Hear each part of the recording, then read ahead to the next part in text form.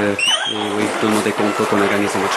طبعا نكون خارجين 5-0 لازم اكون مبسوط واكون راضي عن الفريق. جبنا هدف مبكر جدا في الاول، بعد كده جبنا فتره طويله بدون تهديف، بعد كده سجلنا الهدف الثاني وكان بدايه بقى الاهداف اللي ورا بعضها لحد ما جبنا 5 اجوال وكسبنا المباراه بشكل كبير. اسئله؟ حد ليه اي سؤال؟ اولا بنهنيه على الفوز الفرنسي الكبير. ثانيا كان عندي سؤالين خاصه باداء اللعيبه في الفتره اللي فاتت وبالتحديد مظبوط متولي في الفتره الاخيره بنشوف بيلعب في مركز جديد غير مركزه في قلب الملعب. ايه رايه في اداء متولي في الفتره دي؟ وهل هو متولي مقتنع بان هو يلعب في المكان ده ولا سوف يواجه؟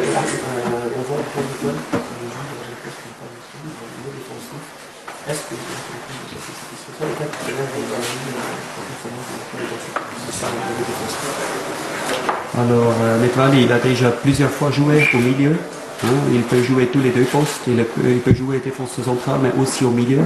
Ça, c'était pas une nouveauté. هو مش جديد، هو متولي متعود يلعب في المركز ده كوسط مدافع كديفندر او بيلعب ساعات سيرد باك، بيلعب في الاثنين، مش جديد عليه وبيلعبهم كويس. Et dans le foot moderne, c'est important qu'on a des joueurs qui sont capables de jouer plusieurs positions.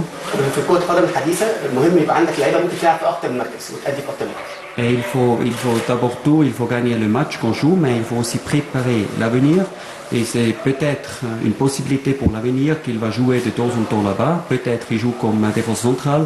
Et pour ça, pour la première performance sur ce poste-là, je suis content comme il a joué.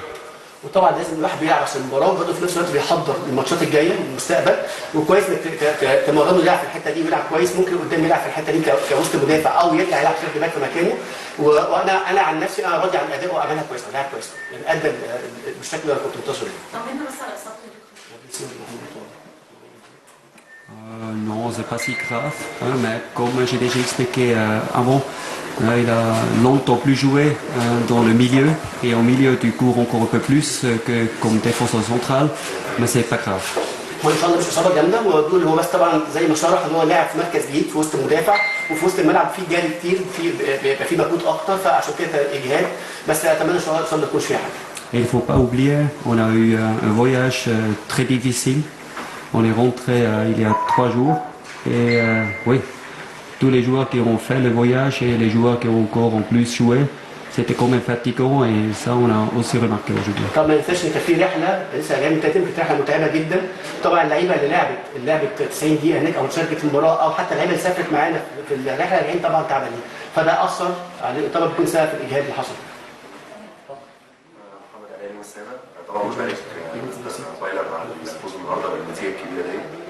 بس كنت عايز اساله هل هو شايف ان رغم النتائج الجيده والاداء كويس جدا اللي بيقدمه الفريق على المستوى المحلي، ورغم كده بيبقى ساعات يعني في افريقيا ممكن يكون الاداء مش على نفس المستوى ده او النتائج ما تبقاش على نفس المستوى ده، هل هو شايف ان فعلا في تباين في المستوى بين الاهلي محليا وافريقيا ولا الموضوع مش مرتبط بكده ومرتبط ان دي فرق مختلفه؟ الماتش المدير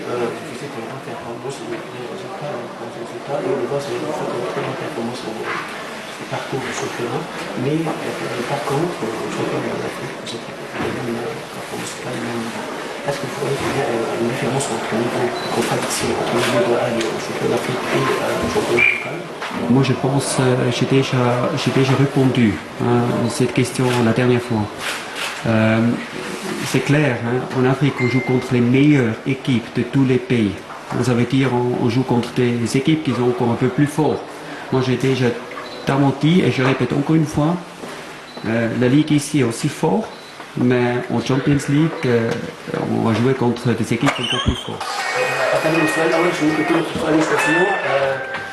استاذ محمد علي بيسال بيقول مستوى الاهلي عامل اداء كويس وكده كويس وماشي كويس في الدوري، بس في المستوى مختلف في بطوله افريقيا مش نفس الاداء، فطبعا في تباين في مستوى الاهلي بين الماتشات في بطوله افريقيا وماتشات في الدوري المحلي. الكوتش رد وبيقول انا سبق وجاوبت على السؤال ده ان رابطه ابطال افريقيا دي بتجمع اقوى فرق في كل الدول الافريقيه، فطبعا مستواه عالي، طبعا ده ما بيقللش من مستوى الدوري المحلي قوي، بس طبعا بطوله افريقيا رابطه ابطال افريقيا بتجمع الابطال كل دول افريقيا، فطبعا ده مستوى عالي فطبيعي ما يبقاش نفس الاداء. Et comme je l'ai dit, il y a aussi le voyage, hein, ce sont des autres températures, Ce sont un autre football, un voyage qui est très loin, très long. Comme la dernière fois, on a plusieurs raisons pour lesquelles c'est un peu plus compliqué si on joue Champions League.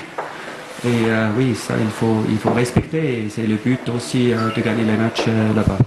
وطبعا في برضه زي ما قلت في برضه عوامل ثانيه اثرت صعوبه الامور كانت معقده شويه زي الرحله الطويله وزي درجه الحراره وبتلعب بره ارضك فطبعا دي كلها ظروف اثرت في ان الاداء ما بيطلعش بالشكل اللي هو عايز بس ده طبعا ظروف احنا بنتقبلها طبعا دي زي ما قلت قبل كده بطوله افريقيا اللعب فيه مش زي اللعب في الدوري في رابطه ابطال افريقيا الموضوع مختلف.